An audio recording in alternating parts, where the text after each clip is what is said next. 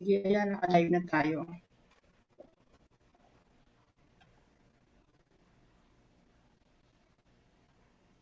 Okay, magandang umaga po sa bawat isa. Today is Wisdom Wednesday. Tayo po ay magkakaroon ng morning devotion or don't watch for this morning. So, samahan niyo po kami. This is Psalm 133, Unity and Prayer. So, sama-sama po tayong manalangin. Pangungunahan po tayo ni Ham sa ating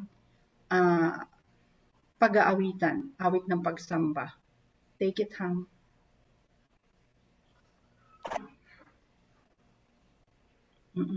Nakahang siya ngayon. Anyway, Pastor John, ano ka muna? Opening prayer. Okay. Papasok lang Okay, yun. tayo po. Nakila namin Diyos, aming amang nasa langit. Salamat sa umagang ito na kami ay binigyan mo ng pagkakataon po na patuloy kaming dumulog sa iyo, Ama, sa ngalan ng Panginoong Hesus na makapangyarihan sa lahat. Kami po ay iyong pakalinisin at dalisayin ng banal na dugo ng Panginoong Hesus. Kaya mo po maging kalagod-lagod kami sa banal mong harapan. Lahat po ng aming mga sasamo ay makarating sa luklukan na yung katawaan sapagkat lahat ng ito ay aming dadalhin sa makapangyarihan lamang pangalan ng Panginoong Hesus. Gabayan mo po kami, Banal na Espiritu. Kinikilala ka po namin siyang tanging tagapagturo, pinagkaloob ng Ama, sinugo at ng Panginoong Hesus at na siya ay umakyat sa kalangitan. Dalangin po namin, Banal na Espiritu, kami gabayan mo po, unahan mo po kami, samahan mo po kami. Ikaw palagi ang siyang gagawa at ikilos, hindi ang aming mga sarili, hindi ang aming mga kaalaman. Salamat po, O Diyos naming Ama. Cover us also by your blood, Lord Jesus. Sa iyo ang kapurihan lagi, sa pangalan ng Panginoong Hesus. Amen and amen. Yan. Sige, Ham, take it.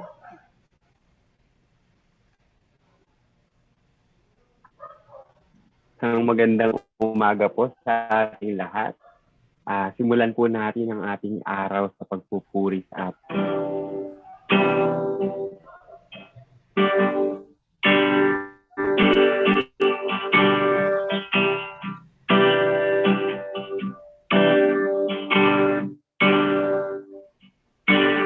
I give my all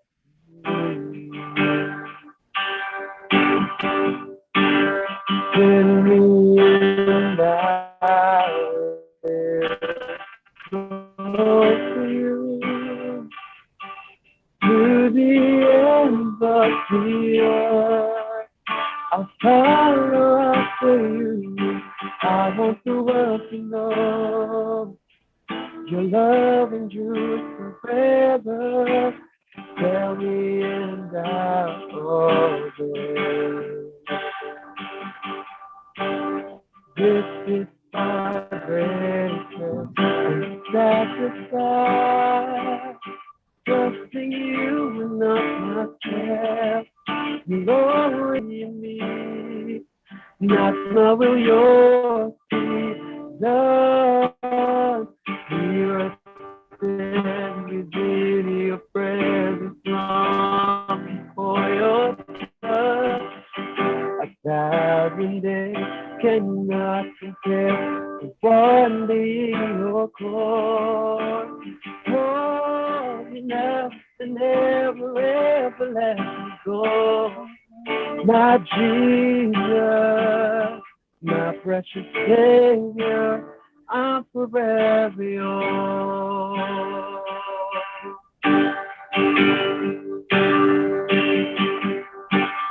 Tell me and I'll obey.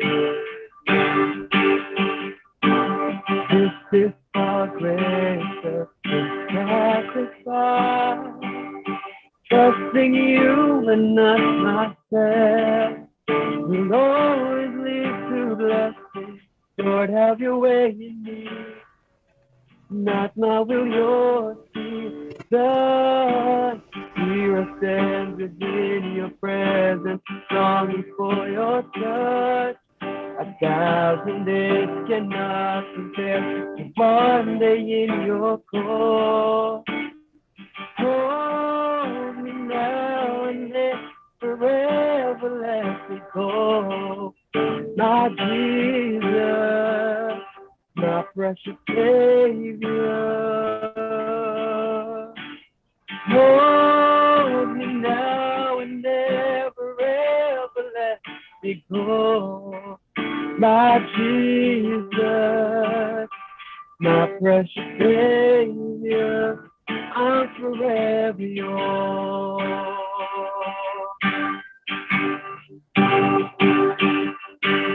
I will worship you forever.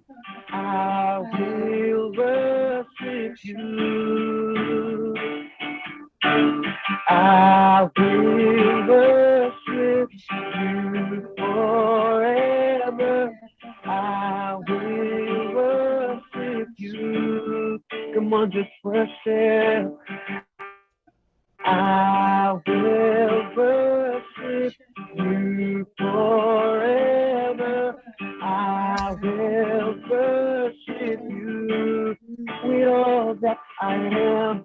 I will worship you forever. I will worship you and hold me now and never ever let me go. My Jesus, my precious Savior. Hold me now and never ever let me go. My Jesus, my precious Savior, I'm forever yours. We worship you. Hold me now and never ever let me go. My Jesus, my precious Savior, and hold me now and never ever let me go. My Jesus, my precious Savior, I will worship you forever. I will worship you. I will worship you forever. I will worship you. You are magnificent,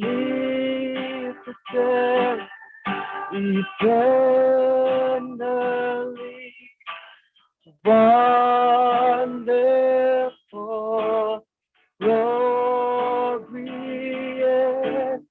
Jesus.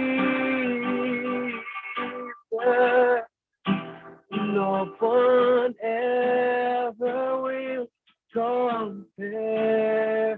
You are magnificent, eternally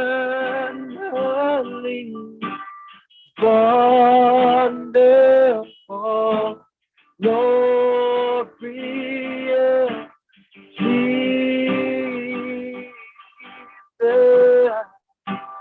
No one ever will compare to you, Jesus. No one.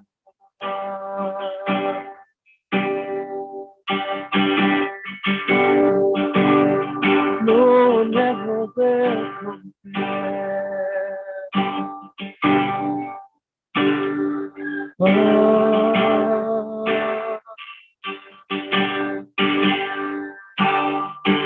Jesus is coming again.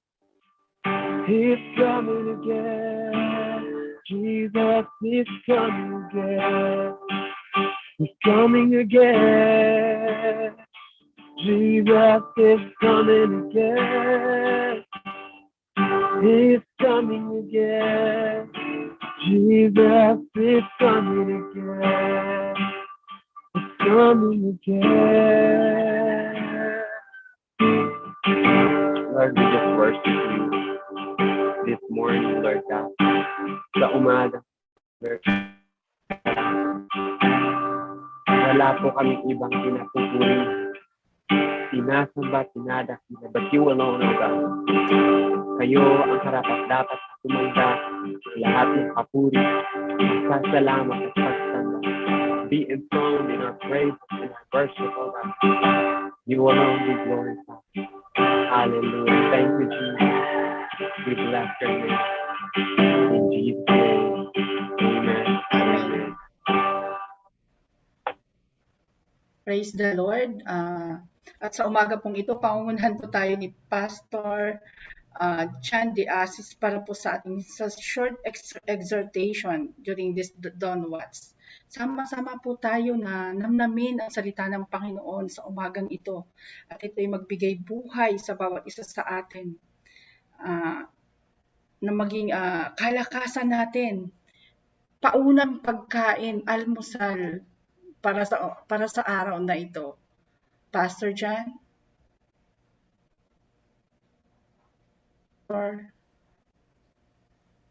Okay, sa umagang ito, atin pong babasahin ang pagbubulay-bulayan ang salita ng Diyos. Hango sa Gospel o sa Mabuting Balita ayon kay San Lucas. Lucas 5:17. Luke chapter 5 verse 17. Minsan habang si Jesus ay nagtuturo, may mga Pariseo at mga tagapagturo ng kautusan na nakaupo doon. Sila'y galing sa bawat bayan ng Galilea, Judea at sa Jerusalem. Taglay ni Jesus ang kapangyarihan ng Panginoon upang siya'y magpagaling ng mga may sakit. Dumating ang ilang lalaking may dalang isang paralitiko na nakaratay sa higaan. Sinikap nilang makapasok sa bahay upang mailagay ang may sakit sa harapan ni Jesus. Ngunit wala silang madaanan dahil sa dami ng tao. Kaya't umakyat sila sa bubungan. Binakbak ito at ibinaba sa harapan ni Jesus ang paralitikong nasa higaan.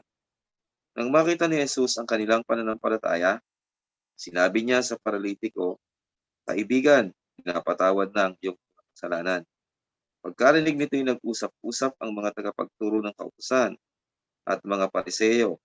Sino itong nagsasalita ng kalapastanganan sa Diyos? Hindi ba't Diyos lamang ang makapagpapatawad ng mga kasalanan? Palibhasa'y alam ni Jesus ang kanilang pag-uusap. Sinabi niya sa kanila, "Bakit kayo nag-iisip ng ganyan? Alin ba ang mas madaling sabihin? Pinapatawad ng iyong mga kasalanan o tumayo ka at lumakad? Ngunit upang malaman ninyo na ang anak ng tao ay may kapangyarihang magpatawad ng mga kasalanan dito sa lupa." Sinabi niya sa paralitiko, "Tumayo ka, buhatin mo ang iyong higaan at umuwi ka na." Agad namang tumayo ang lalaki at sa harap ng lahat ay binuhat niya ang kanyang higaan. At umuwing nagpupuri sa Diyos, ang gigalalas ang mga naroon at nagpuri sila sa Diyos. Sa pagkamangha ay sinabi nila, "Nakakita tayo ngayon ng mga kahanga-hangang bagay." Diyos ang nagpala ng kanyang mga salita. Salamat po sa Lord sa kanyang mga salita. Ang pangyayari pong ito ay nangyari isang araw na ang ating Panginoong Hesus ay nangangaral tungkol sa kaharian ng Diyos. Wala naman talagang ibang dinadalang sa pangaral ang Panginoong Hesus po natin, kundi ang kaharian ng Diyos. Tumalikod sila sa kasalanan at magsisi. Ngayon, sa pagkakataon pong ito, habang ang Panginoong Hesus ay nagtuturo at doon sa kinaroroonan niyang tahanan, ay meron pong tinatawag na nangyaring komosyon. Ano po yon? May dumating pong 4 na lalaki. Sa ibang bahagi ng gospel ay hindi nabanggit dito po, hindi nabanggit sa Lucas, pero sa ibang bahagi ng gospel ay nasabi na 4 po ang lalaki nagbuhat. Sila po ay may dalang paralitiko, taong nakaratay sa higaang hindi makakilos ang pangatawan. At sila po ay dumating sa lugar na kung saan ang ating Panginoon Hesus ay nagpo-crusade. Pero wala po silang madaanan. Ang sabi po ng mga salita ng Diyos, maraming tao, standing ovation, ano ang kanilang gagawin? Tandaan po natin ito. Noong mga kapanahunan pong iyon, ganito po ang tinatawag na settings ng kanilang mga bahay. Hindi po katulad ng mga bahay natin ang bahay nila. Ang mga bahay nila, ang bubong, ay nilalagyan ng mga trusses, nilalagyan ng matting, at nilalagyan ng minsan ay may lupa pa yon. So sa madalit sabi, ganito po, hindi kagaya ng mga bubong natin ngayon, kaya madali nilang pakpakin ang bubong. Anong ibig po sabihin? Hindi sila makadaan sa pintuan. Wala silang makitang paraan. Gumawa po sila ng paraan para sila ay makapasok at mailagay lamang sa harapan ni Jesus ang paralitiko. So sa madalit sabi po, ang apat na lalaki ay gagawa ng paraan. Ang kanila lamang goal, ang kanila lamang nasa isip ay determinado po silang mailagay lamang sa paanan ng Panginoong Hesus ang may sakit na ito, sila ay gagaling. Okay, so single-minded lang po sila. Mailagay lamang ang sakit sa paanan ng Panginoon, sila ay gagaling. Ngayon, ano po ang nangyari? Ay, siyempre po, ang ating Panginoong Hesus, nakita ang faith nila, pinagaling ng may sakit. Ano po ang ating mga aral na makikita? Gusto ko pong sa panandalian lang, matyaga nilang dinala kasi ganito po, wala pa nung sasakyan, walang four wheels, walang tricycle, walang motor. Wala pong sasakyan na pwedeng magdala. By foot, sa pamamagitan ng pagbubuhat po nila doon, talagang by force. Mabigat po pero tiniyaga nila. Nagtiyaga sila. Ano po? Napaka single-mindedness lang sila. Pupunta sila, dadalhin nila. Ano man ang mangyari, bubuhatin nila ang may sakit, pagagalingin ni Lord. Pangalawa, hindi nila inalintana ang maraming hadlang, maraming tao, walang madaanan, sige, baklasin ng bubong. Ibig sabihin po, kung gusto, may paraan. Ano po? Talagang yun ang nangyari. Pangatlo, meron po silang malaking concern. Kung ang isa sa nagbuhat ay kapatid, isa sa nagbuhat ay anak, o tatay niya yung nakaratay, ibig sabihin talagang, sabihin na po natin, very close sa kanila. Pero, iisa lang po, malaki ang kanilang concern sa taong binuhat nila. Kahit anong hirap ang kanilang dinaanas, ay kanilang inilagay. Bakit? Alam nilang pagagalingin ni Lord ang may sakit na ito. Pero pagdating po sa paanan ng Panginoon, ano nangyari? Ganito po. Gusto ko lang po sabihin dito, mahalaga po ito. Ang akala nila pagagalingin agad ni Lord. Pero ano sabi ni Lord? Pinatawad ng iyong mga kasalanan. Tandaan natin ito. Si Jesus ang ating Panginoon, concerned sa ating kaluluwa. Hindi muna sa katawan. Ang katawan ayan naman po katawan. Sisidlan lang po ito, sabi ng Bible. Ito po ay nabubulok. Pero ang soul, hindi po nabubulok. So, ang mahalaga kay Jesus, sa ating Panginoon, yung kaluluwa mo at kaluluwa ko. Ang mahalaga sa Kanya. Kaya ang unang mahalagang sinabi ng Panginoon Jesus, ang unang-unang kailangan ng paralitikong ito, ng lumpo na ito, na paralyzed man, ay kapatawaran ng kasalanan. Dahil po, ang kapatawaran ng kasalanan, ang siyang susi para tayo ay makalapit sa Diyos. Makilala natin ang Diyos, karoon tayo ng buhay na walang hanggan. Ano po? Tandaan po natin ito. Kung meron man sa ating mga may karamdaman at hindi pa natin ay lalapit kay Lord ito, ang unang gusto ng Panginoon, pagalingin ang ating relasyon sa Kanya sa pamamagitan ng pagpapatawad ng mga kasalanan. Kaya mga minamahal po na nakikinig at kasama namin ngayon, si Lord lang po ang kailangan natin. And by coming to the Lord, tayo lang po ay magpapakumbaba at sasabihin lang po natin sa Kanya na we are surrendering everything to Him. Meron namang kasalanang hadlang, susuko lang po natin sa Kanya. Alam po ng Panginoon yon, si Lord po ay mahabagin sa ating lahat. Kung naging mahabagin siya doon sa paralitiko, sa ating lahat, po. Pinagaling, pinatawad ang kasalanan ng paralitiko, at pagkatapos po noon, namangha yung mga Pariseo, sabi ng mga Pariseo, teka muna, kalapas na nga sa Diyos yan. Siya nagsabi na pinapatawad. Ano po ang Jesus? Di ba ang anak ng tao ay may karapatang magpatawad ng kasalanan? Ipinapakita ng Panginoon talaga doon ang kanyang tinatawag na full authority, that Jesus has the full authority over everything. In every soul, in every living being, tayo pong lahat. So, in that way, ano po ang sumunod na pangyayari? Madali na lang. ang tanong ng Panginoon Jesus ganito po ay, alin ba ang mas madali? Magpatawad ng kasalanan o magpagaling ng may sakit? Sa totoo lang po, parehas mahirap yun. Parehas mahirap yun sa isip natin. Pero kay Lord, wala namang mahirap. Ang kasalanan, pinatawad. Ang paralitiko, pinagaling. Amen. Umagang ito, yun lang po, mga kapatid sa Panginoon. Nawa po, tayong lahat, lumapit tayo kay Lord.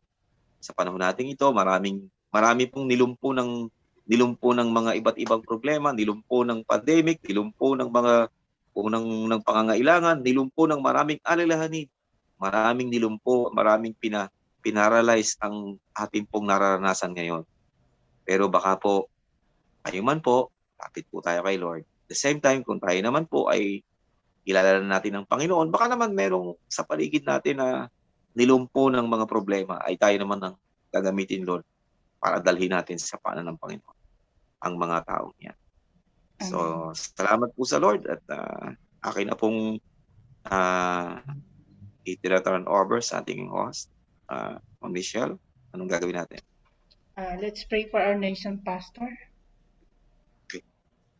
Pray po tayo ngayon sa ating bansa, ang bansa natin, bansang Pilipinas.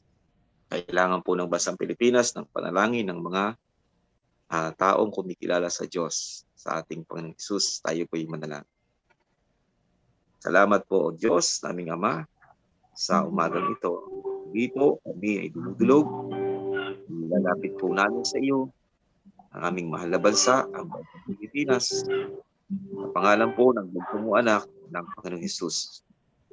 Humihingi kaming patuloy ng paglilinis na aming puso, ng aming isip, ang buhay namin sa banal mong harapan.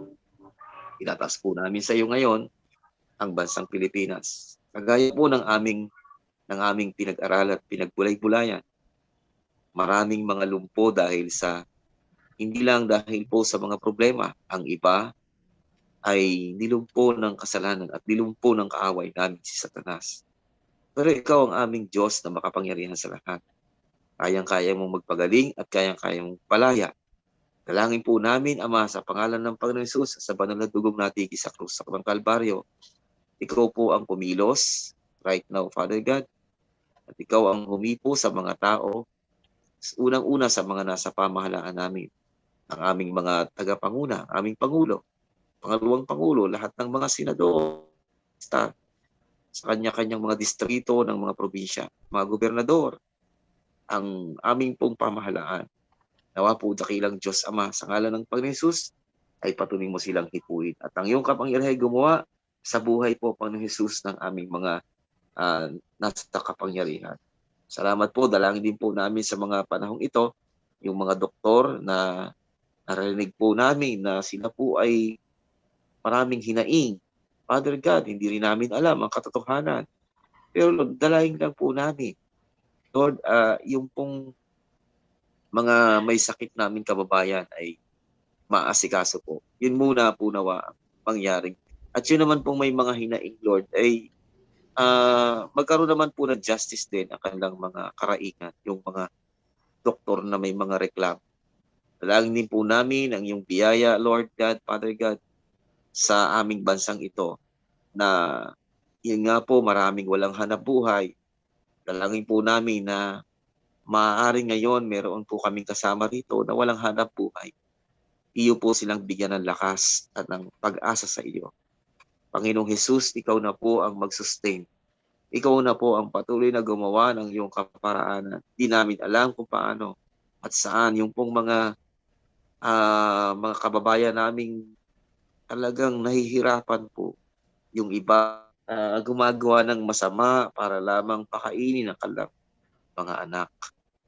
Salamat sa iyo, Diyos, sapagkat malawak ang iyong pinagkukunan. Dalangin po namin na makakilala sa iyo ang mga kababayan namin ito. Salamat po, through this ministry, ay ikaw po ang magpala at umabot sa mga kababayan namin. Salamat dakilang Diyos, pagpalain mo ang bansa namin. Salamat po sa umaga ito. Sa makapangyarihang pangalan mo, aming Diyos, aming. Amen and amen. Amen.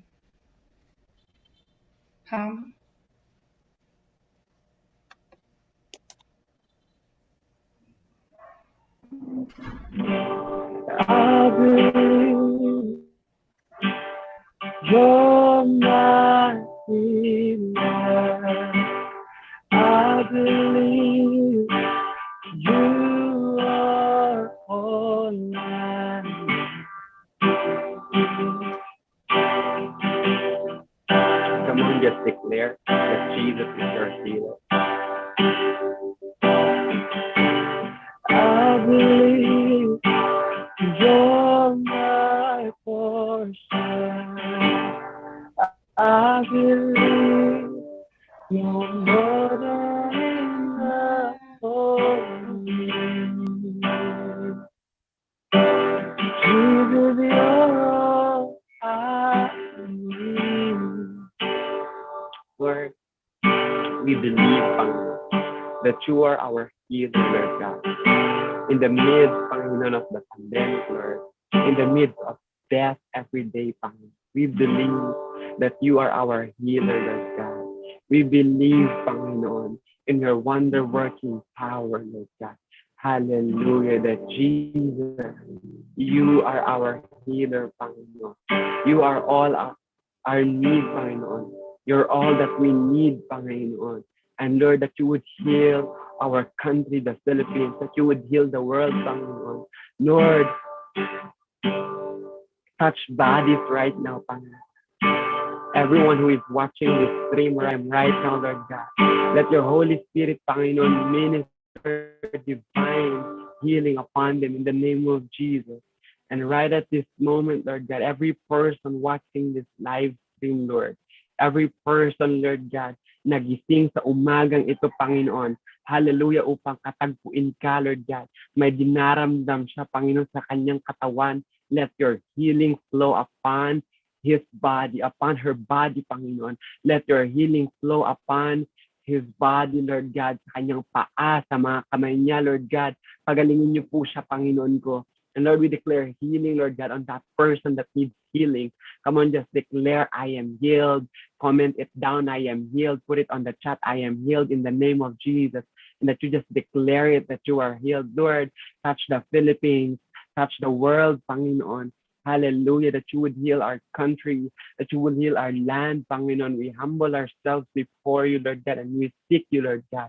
We turn from our wicked ways, Lord God, so you would heal us, so you would hear our prayers, Panginoon. Lord God, that your Holy Spirit minister, Panginoon, divine healing in Jesus' name. And Lord, that the nation will see na ang pag-asa po namin ay wala sa bakuna, ay wala, Panginoon, sa mga gamot, Lord, na nakikita ng aming mga mata. Ngunit sa totoong nakakapagpagaling, Lord God, nagbibigay ng tunay na kagalingan, hindi lamang panandali ang ginhawa. Lord, we trust you, Lord God, and in your mighty power to heal our land, Panginoon. In Jesus' name, amen and amen. Yes, tayo po ipanalangin po natin ang ating ang unity ng body of Christ sa ating bansa. Lord, we pray for our churches here in the Philippines. Patuloy niyo po kaming pag-isain, katulad sa sinasabi niyo sa Psalms 133, O God. For there is blessings in unity, O God, in your body, O God.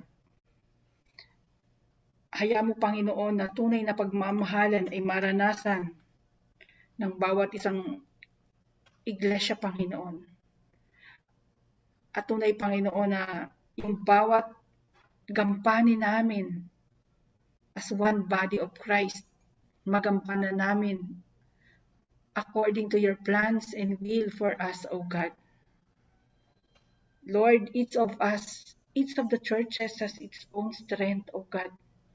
At may kanya-kanya po itong bahagi sa iyong kaharian. Salamat, O Diyos, at tunay na kayo, Lord, ang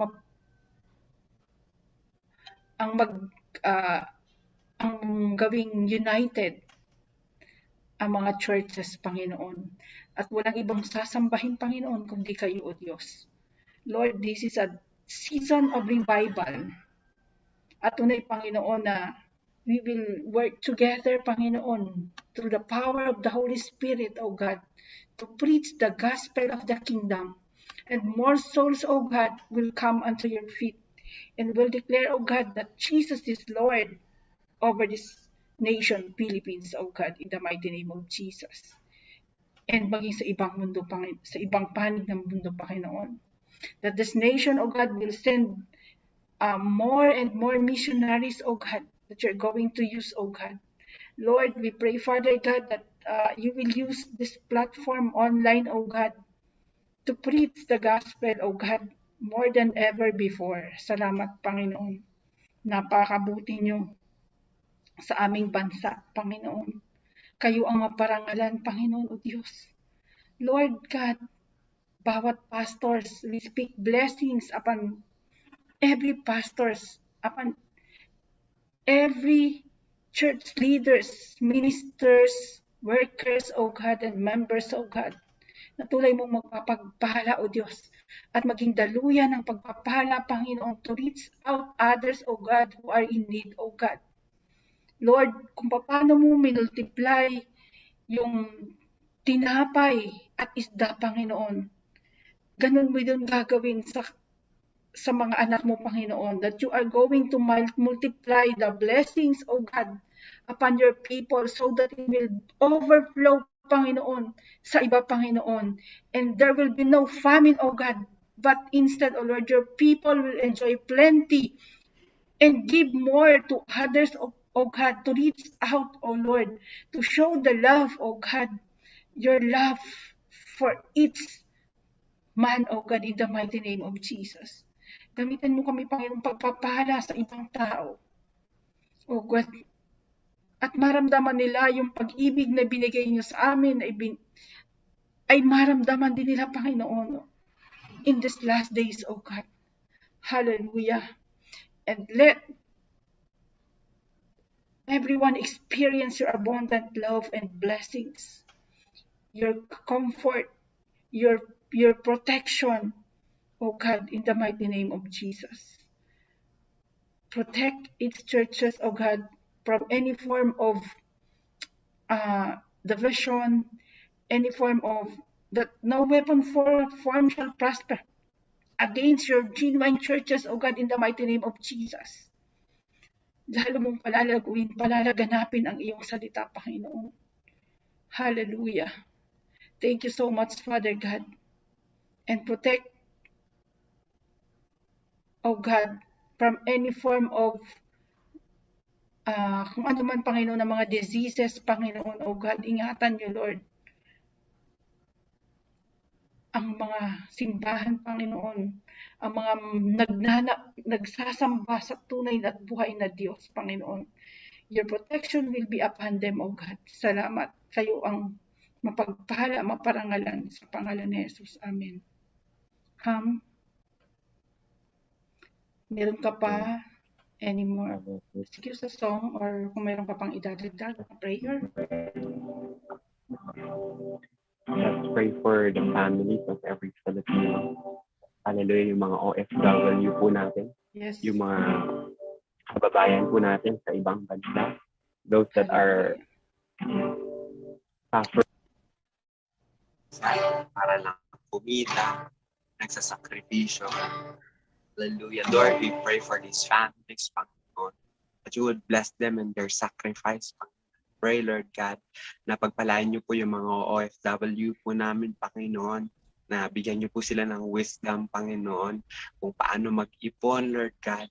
Bigyan niyo po sila ng wisdom kung paano mag-start ng negosyo upang pag-uwi po nila ng Pilipinas, Lord, hindi po masayang yung kanila pong mga paghihirap sa ibang bansa. Amen. I pray that you would bless yung pamilya po nilang iniwan po nila. And we pray, Lord, that you protect them sa ang bansa man po naroon at ang mga taong ito, Lord God.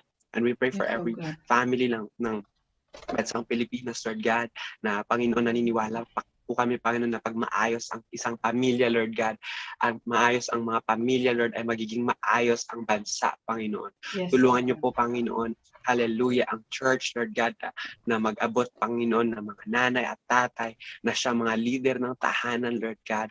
I pray that you would bless strategies, Lord God, unto the churches, Lord God, to reach out to families. We pray to every father and mother, Panginoon, ng pamilya to become a light, Lord God. Hallelujah. I pray, O God, na maabot po sila ng inyong gospel at ng inyong grasya, Panginoon. Lord, use us Christians, Lord God. Hallelujah, to reach out these families, Panginoon. And Lord, I pray, Panginoon, na sa mga anak, Lord God, na nakaka-experience ng violence, Lord God, abuse, physically, verbal, or sexually, anumang klaseng abuse, Lord God. I pray for your protection over them.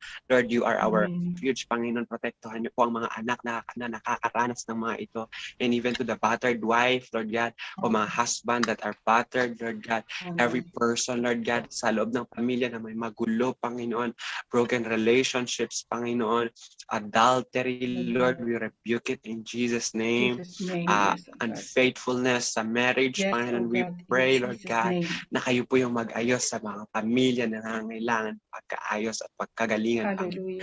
And Lord, we pray to these families, Lord God, ayusin niyo po kami, Panginoon, upang magkaroon ng mas maayos na bansa, Lord God. And Lord, sa pamilya na kayo lamang ang maitaas, Lord God, kayo ang maging Diyos at maging boss, Panginoon. Maraming salamat, Panginoon. We thank you, O God, in Jesus' name. Amen. Amen. Amen. Hallelujah.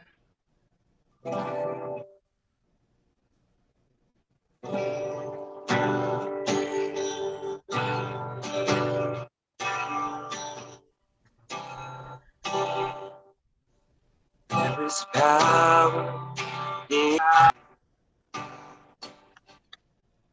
there is power in to break every chain, break every chain, break every chain, break every chain, break every chain, break every chain. Power in the name of Jesus. There is power in the name of Jesus to break every chain, break every chain, break every chain, break every chain, break every chain, break every chain. Hallelujah. Praise God. Maga po sa akin. There's power. Amen. Tunay po na may kapangyarihan. Amen po ba? Ang Diyos, in the name of Jesus, sa pangalan ni Jesus, nakakapagpalayas ng demonyo. Sa pangalan ni Jesus, talaga namang nagkakaroon ng katuparan ang ating mga panalangin. Sabi nga, anuman ang hingin nyo sa akin, ipagkakaloob ko sa inyo. So, sa umaga pong ito, hayaan po natin na yung ating pananampalataya sa Panginoon na anuman ang idinulog natin sa Kanya at tunay na Kanyang ipagkakaloob ng naayon sa Kanyang kalooban. Paniwalaan po natin ito, panampalatayanan po natin. At kung anuman po yung mga panalangin nyo, kayo po na sumabay sa amin ngayon na Dawn Watch, ngayong umaga, pagpalain po kayo ng Panginoon at nawa po ay tunay na kalugdan ng Panginoong Diyos ang inyong mga panalangin sa inyong mga tahanan or wherever you are right now. Isang mensahe po na mahal po kayo ng Panginoon. Yung the moment na tayo po ay nagising ngayon ng maagang maaga, ito'y napapatunay lamang na talagang ang pagmamahal ng Diyos sa atin ay gano'n na lamang. So tunay na at ang kanyang determination to give us or to naibigay po yung ating mga pangangailangan po, nandun po. Handa talaga ang Panginoon. Nasa atin na lamang po nun kung gaano ba tayo kauhaw, ka-ready na mag-receive ng mga biyayang kaloob ng Diyos. Ng ating gaano ba tayo ka-ready, kahanda na magkaroon na ma-receive itong ating mga panalangin. So, wag po tayong mawawalan ng pag-asa. Patuloy po tayong mananampalataya sa Diyos. Magandang umaga po sa inyong lahat. Ham, your parting words. Para sa ating mga kasamang nananalangin ngayon, meron ka pang sasabihin? So magandang umaga po sa ating lahat. Wala na pong ibang pinakamagandang gawin sa paggising po natin kundi ang manalangin. Totoo po yung mga sinabi ni Pastor Niziel. No? Hallelujah. At alam niyo po, habang yung iba natutulog, habang yung iba humihilik pa, ikaw, tumatanggap ka na ng pagpapala. Amen. Praise God. Amen. Amen po ba? Naniniwala po ba kayo? Habang yung iba ay sarap na sarap sa kanilang tulog, ikaw, tumatanggap ka na agad ng pagpapala. Nauna na. Di ba po? Early bird catches the worm. Yes. See you po tomorrow. Tomorrow Same morning. time, same place. God bless everyone. Shalom.